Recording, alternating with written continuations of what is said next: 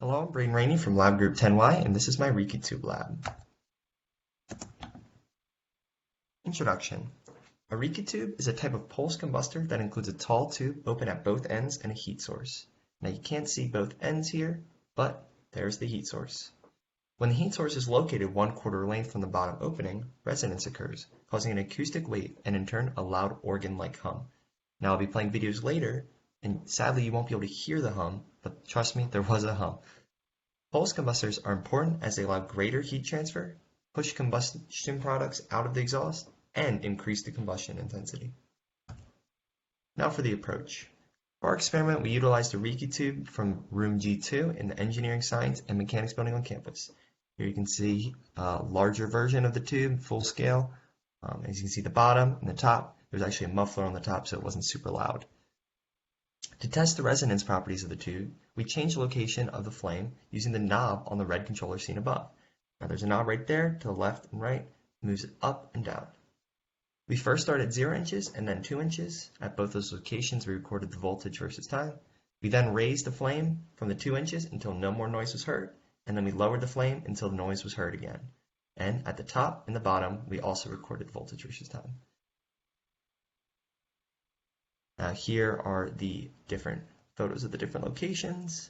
This one's a little bit closer, so it's a little bit higher quality. As you can see, there's the flame, 0, 2, 5.9. Cool looking photos. And now here are the videos I talked about. Sadly, you won't hear anything, but right here there's a loud whoop, whoop, whoop, whoop, whoop noise. Just trust me. And then here is where we raise it. And as we got higher up, it got a little bit quieter, a little bit quieter, a little bit quieter until we couldn't hear anything anymore at 5.9 inches, and that's when we stopped. Now here are those voltage versus time graphs I talked about earlier. Above are 0 and 2 inches, below negative 0.9 and 5.9. As you can see, 0, 2, and negative 0.9, the locations where we heard noise, there are these sinusoidal graphs, which show that there's resonance going on. However, at 5.9, when we didn't hear anything anymore, there's just a lot of static noise and, very uneven distribution of stuff, just up and down, randomness, chaos, and that's to show that there's no more resonance. From the data obtained during our experiment, multiple quantities were able to be calculated, as shown by this table. I did all my calculations in Excel. The noise produced by the tube averaged 153.88 decibels for each location there was a resonance. And those 3 locations were 0, 2, and negative 0.9. As I mentioned, there are these 3 sinusoidal waves. However, at 5.9 inches, the decibel level was only 128.4.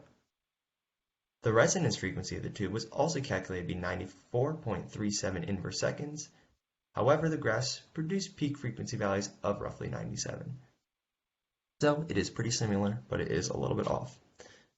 Lastly, the average relative phase of each transducer was calculated to be 0.74, 0, and 2.09 with respect to the middle transducer. In conclusion, this experiment proved the resonance characteristics of the Rijke tube. This is mainly shown by the difference in decibel levels, but also by the different relative phases of the transducers and the sinusoidal graphs. The different decibel levels show that the resonance only occurs at the certain sections of the tube, as the resonance is what causes these loud noises, and when there's no more loud noise, it means there's no more resonance. And here was the rough range of where it occurred on our Rijke tube. Notice it's 5.8, not 5.9, because it's below that number. And the different relative phases in sinusoidal graphs both show that there's a fluctuating pressure that eventually resonate with the acoustic velocity, which also varies sinusoidally. And that's what causes the resonance, the velocity and the pressure, both sinusoidal 90 degrees apart from each other. And now you might be asking, pressure, where's that from? Well, the voltage is actually proportional to the pressure, so we know that the pressure actually acts in a similar way with only measuring the voltage. That was my presentation, and thank you so much.